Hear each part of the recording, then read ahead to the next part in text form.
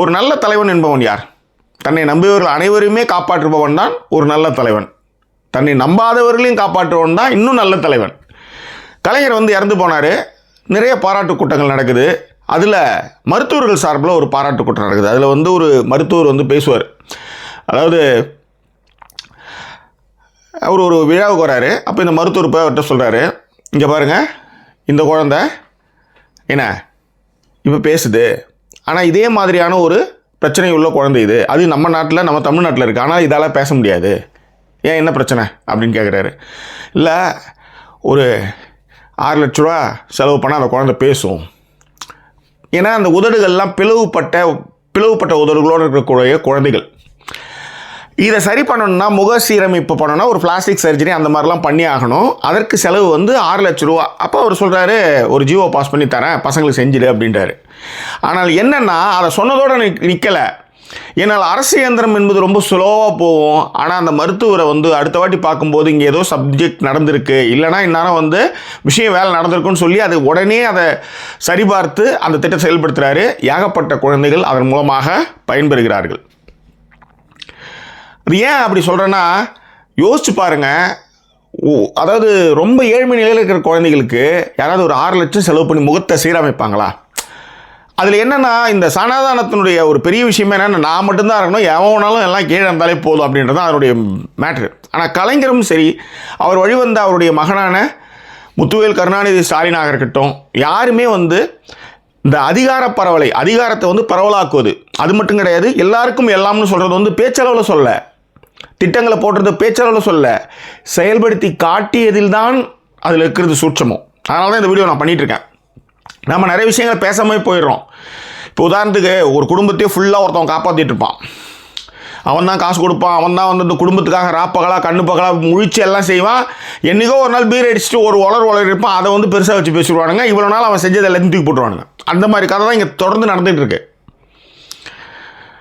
புரியுதுங்களா நான் சொல்கிறது? அதுக்கு உதாரணம் வந்து 6லேருந்து 60 வரை அவ்வளோ கஷ்டப்பட்டு அவன் தங்கச்சி பிள்ளைங்களை எல்லாரையும் கஷ்டப்பட்டு கட்டி கொடுத்து படிக்க வச்சு எல்லாம் பண்ணால் கஷ்டம் மயிராச்சின்னு போயிடுவானுங்க. இதுதான் நடக்கிறது. இதுதான் எப்பயுமே செய்கிறவங்களுக்கு தான் எப்பயுமே வந்து எப்பயுமே உண்டுன்னு வச்சுக்காங்களேன்.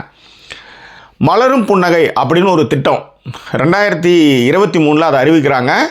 நந்தனம் கல்லூரியில் அறிவிக்கிறாங்க. அதாவது அரசு பள்ளி மாணவர்களுக்கு பல் சீரமைப்பு இந்த ஒரு விஷயத்தை வந்து அறிவிக்கிறாங்க. அது என்ன மாதிரியான மாற்றங்கள்லாம் ஏற்படுத்துச்சு அப்படின்றது தான் கொஞ்சம் விரிவாக பார்க்க போகிறோம்.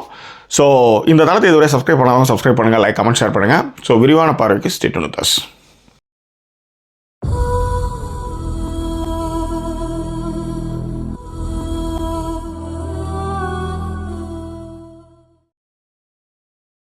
மலரும் புன்னகை திட்டம் ஒன்றும் இல்லை. எங்கள் அக்கா வந்து ஆப்போசிட்டில் விளையாடிட்டு இருந்தாங்க சின்ன வயசில். அவங்க சில் விளையாடிட்டு இருந்தாங்க. நான் இங்கேருந்து ரோட்டை கிராஸ் பண்ணும்போது எதை பற்றியும் கவலைப்படாமல் போய் சைக்கிள் ஆகிடுச்சு. இந்த பல்லு வந்து உடச்சிக்கிட்டு ஊற்றுது ரத்தமாக.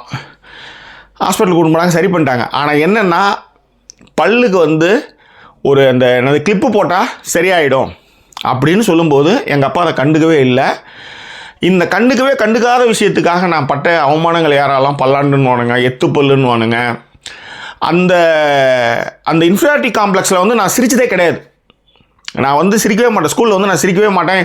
ஏன்னா சிரித்தா பல்லு தெரியும். இன்னும் கண்ணு எப்போயாவது கொஞ்சம் நல்லா புப்புன்னு இருக்குது. அப்போ வந்து கண்ணை ஒட்டி இருக்கும். அப்போ வந்து சிரித்தாலே ஒரு மாதிரி இருக்கும்.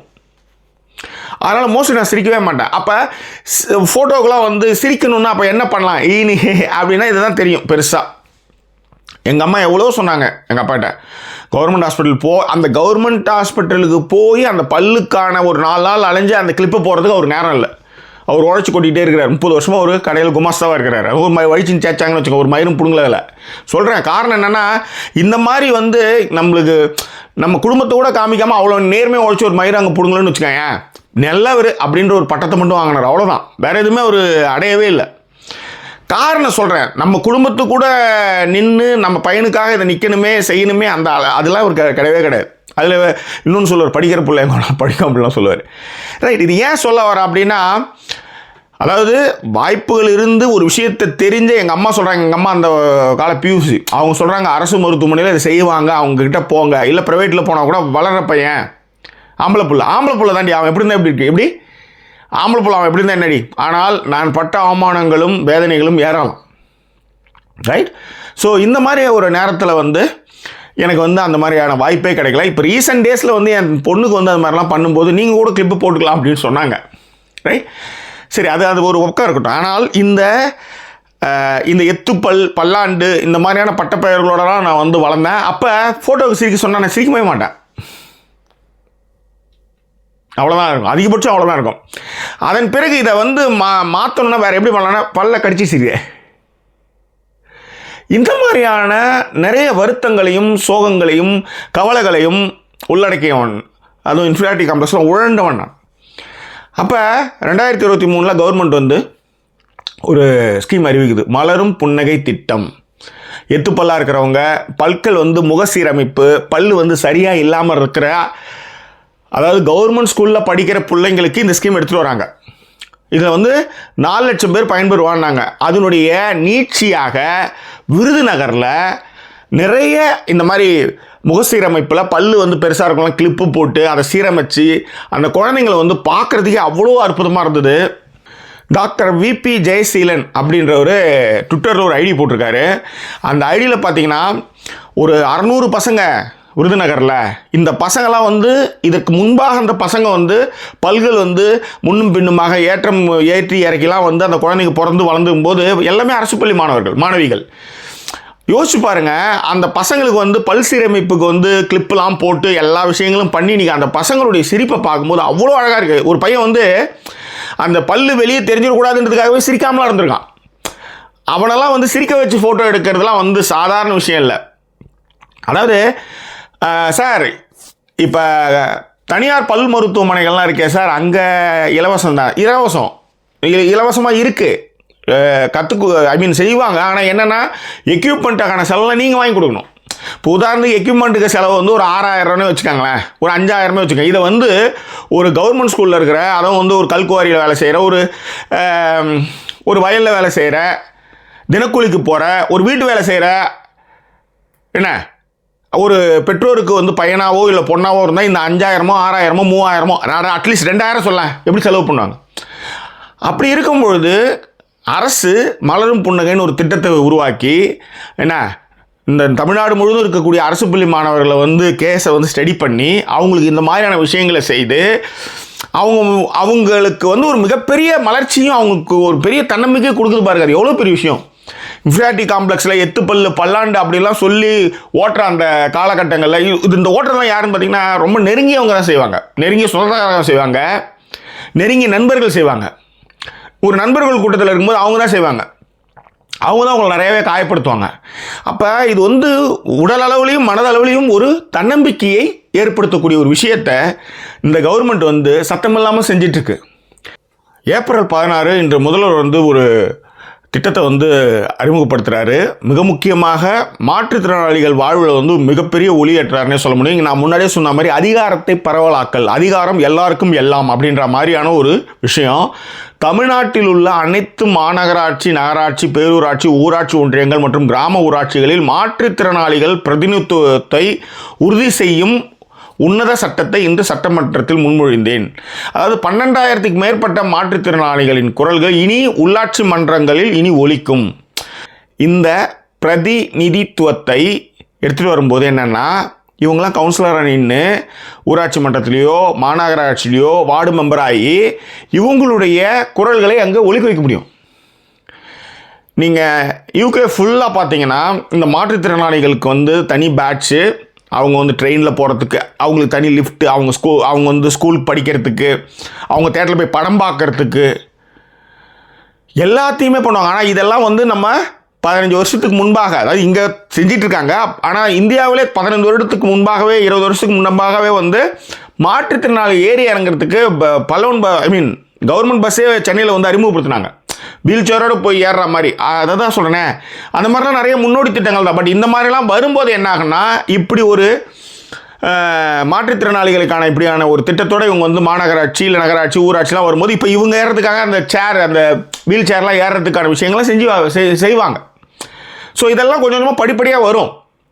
ஏன் இப்போ நான் திரும்ப சொல்ல வரேன்னா, இப்போ நம்ம ஊரில் வந்து தெருவுக்கு தெரு வந்து பல் டாக்டர் இருப்பாங்க. ஆனால் இங்கே யூகேவில் அவங்க கவர்மெண்ட் ஹாஸ்பிட்டல் தான் போய் ஆகணும். அப்படி ப்ரைவேட்டாக போனால் ஏகப்பட்ட காசு. அது ப்ரைவேட்டும் வந்து அதிகமான அப்பாயின்மெண்ட்லாம் கிடைக்காது. அந்த அப்பாயின்மெண்ட்டே இங்கே கிடைக்காது. பல்லு வலின்னா நீங்கள் அவசரப்பட்டு தான் ஆகணும். அது UK US எல்லாமே அதிகமான பணத்தை நீங்கள் கொடுத்தே ஆகணும். ஆனால் இங்கே ஒரு கவர்மெண்ட்டு ஏழை மாணவர்கள், மிக முக்கியமாக அரசு பள்ளி மாணவர்கள் வந்து மலரும் புன்னகைன்னு ஒரு திட்டத்தை அறிமுகப்படுத்தி இந்த பிள்ளைங்களை எல்லாம் வந்து என்ன சொல்ல, சிரிக்கிறதுக்கே யோசித்த பிள்ளைகளை எல்லாம் சிரிக்க வைக்கிறதுன்றது எவ்வளோ பெரிய விஷயம்.